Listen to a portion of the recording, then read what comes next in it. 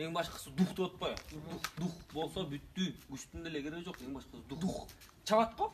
Чапканда тососуң. Корпуска тебесиң, корпуска. Ыргыйт баса каласың. Түшүндүк? Тебет го. Тепкенде буттан кармайсың.